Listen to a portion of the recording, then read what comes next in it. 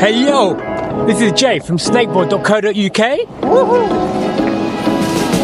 and welcome back to the channel. Today I'm going to teach you how to fall on your snakeboard.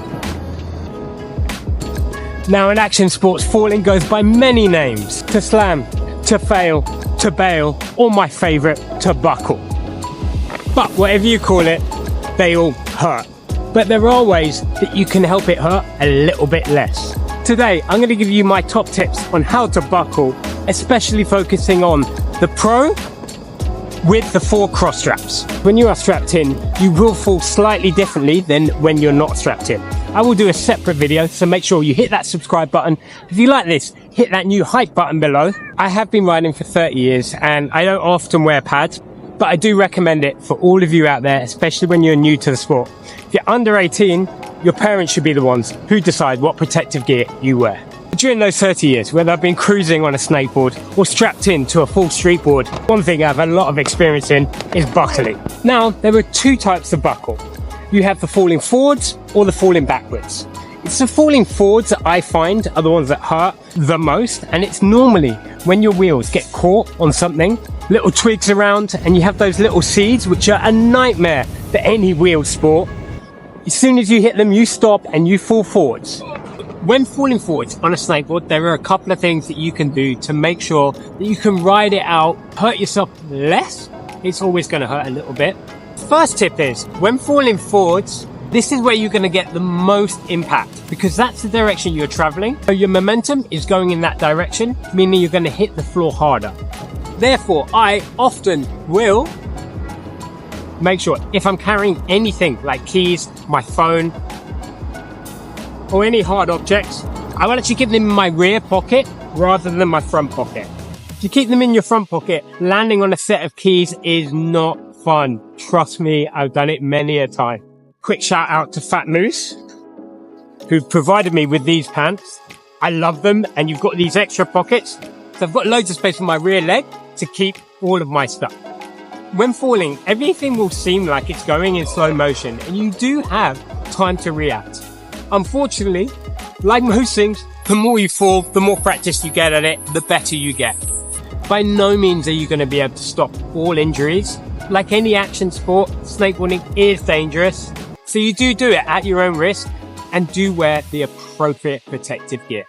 Riding strapped in on a snakeboard, I liken it to riding a bike with clip-in pedals. Takes a minute to get used to the different way of riding, but when you're used to it, you actually have more control over the board. Until the new snakeboards came out, I hadn't ridden without being connected to the board in some way for about 25 years. And it took me a while to get used to falling without straps, where you can actually roll your ankles easier, like on a skateboard, than riding strapped in. The main key is, when you feel yourself falling forwards, you will naturally want to put out your front arm to break your fall. This, however, means you can easily be breaking or injuring your wrist. What I tend to do is I do put my front hand out, but you need to relax the front of your body. So use that to break your fall slightly, and then roll onto your shoulders. It's all about being as relaxed as possible and rolling into the buckle so that momentum and the force get spread over a wider part of your body. You almost want to be doing a forward roll on the floor. This means that no one part of your body is going to take all of the force when you are falling. Now, the number one way, especially when riding a snakeboard and you're cruising, that you will fall is when you hit a crack or, like I just mentioned, a small twig on the floor. I have done a video on the easiest way to avoid falling over when hitting a crack. And on the snakeboards, the big soft wheels really do help you roll over most of these obstacles. So for falling forwards, it's pretty easy. My 2 tips are: make sure you don't have any big objects in your front pockets. Do start to break your fall with your hand, but roll onto your arm and onto your shoulders, keeping that momentum going and spreading the force across your body. Now, what about when you're falling backwards? This is slightly different, but the same concept. You will normally fall backwards when you're not that stable on the board and you put too much weight on the rear of the board. This is something I do find you get more with the shorter stance on the comp, which you would not be riding strapped in. This is because the board can easily fly away from you You do not have the added control of being strapped into the board and being able to pull it back underneath you. The longer stance on the Snakeboard Pro, meaning this is less likely. It's the same concept when falling backwards. You want to break your fall with your rear arm. The force will be not as great as when you're falling forward, so you can break it a little bit more, but make sure you've relaxed your arm and you use it like a piece of suspension, breaking your fall.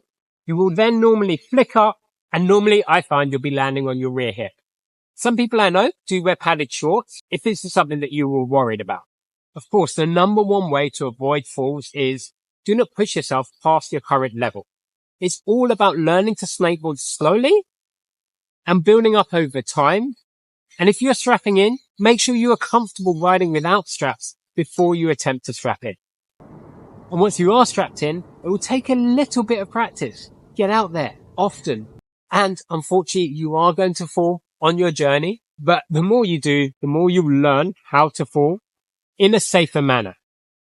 But I cannot stress, please wear the appropriate protective gear for your level. And if you're under 18, that decision should be with your parents and not with yourself. So there you go. There's a very, very quick video on a couple of tips on how to buckle on a snakeboard. I will do a separate one on buckling without straps. Have you got any tips on how to buckle? Pop them in the comments below. Until next time, I'm going to strap back in. And I hope you guys do too. And until next time, carry on snaking.